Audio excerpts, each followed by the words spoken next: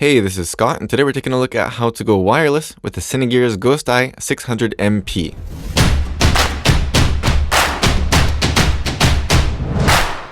So first up, and just to get it out of the way, this is not the cheapest thing in the world, but you probably already know what your budget is if you're looking for something like this.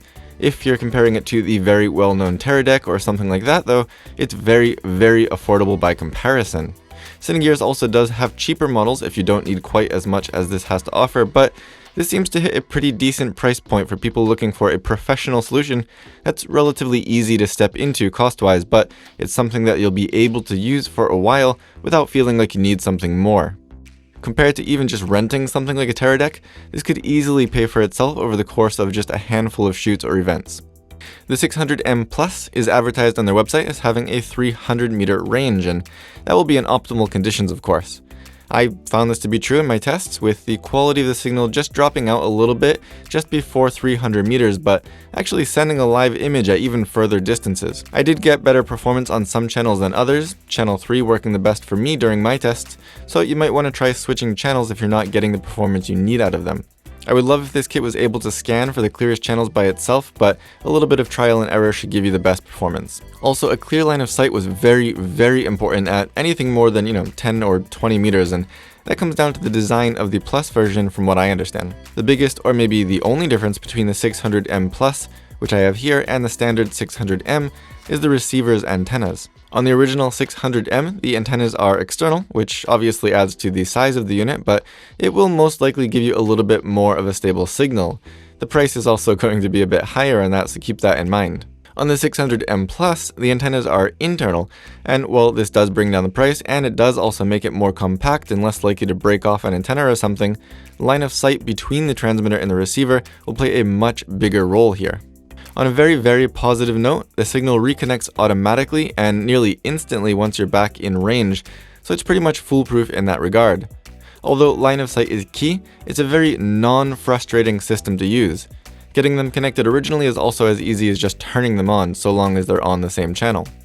In any case, this will give you zero latency 10-bit 422 video and audio transmission up to 1080p at 60 frames per second. Keep in mind that if your monitor has a little bit of latency, that's not related to the 600MP. What you'll get though is a speed pretty much identical to what you would get hardwired to your monitor, which even with a lot of cheap monitors is more than good enough for something like pulling focus. The 10-bit 422 signal also means that even if you're connected to a recorder or something where video quality matters, you'll be all set. You get a lot of flexibility in this kit because not only is it compatible with any of the other Ghost Eye models, but you're also able to cross-convert SDI and HDMI signals. You get both HDMI and SDI in options with an SDI pass-through on the transmitter, so you can still pass through the signal to an onboard monitor when you're using the system.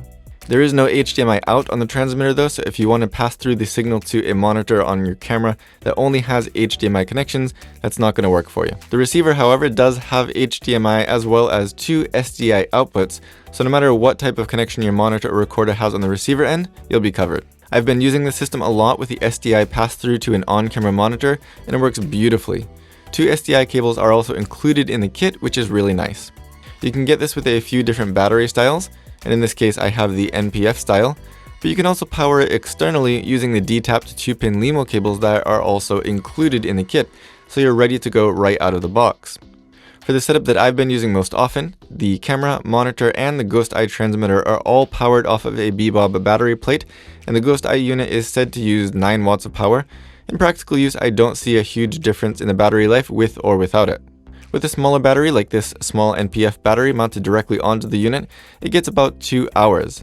The battery voltage will display on screen, and right around 6 volts is where it seemed to die.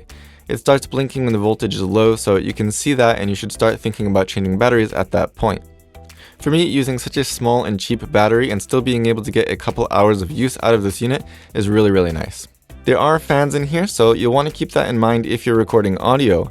The fan in the transmitter is a lot quieter than the fan in the receiver though, so it shouldn't be a huge problem in most cases.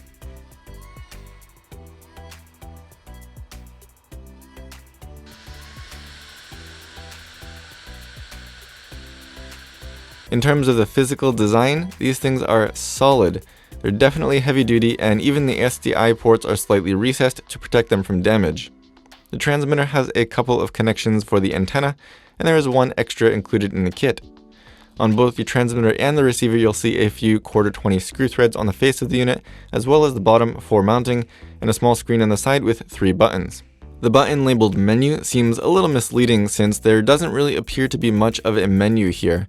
Holding the button down for a few seconds will unlock it, and then you can use the plus and minus to change the channel, confirming that once more by pushing the menu button again.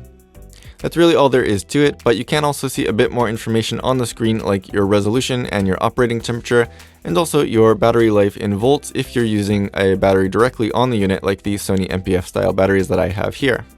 So what it comes down to is that while you're making the sacrifice of needing to rely more on a clear line of sight with the MP version over the original M, it still works very, very well and pretty much exactly as advertised, and you're saving a lot of money by going this route.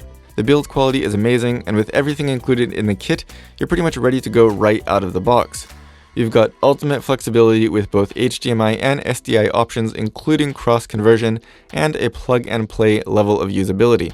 While it's not cheap, this is a very, very cheap by comparison way to get into a professional wireless video system, and I think it's going to be a great option for a lot of people with limited budgets who don't want to have to make sacrifices in quality.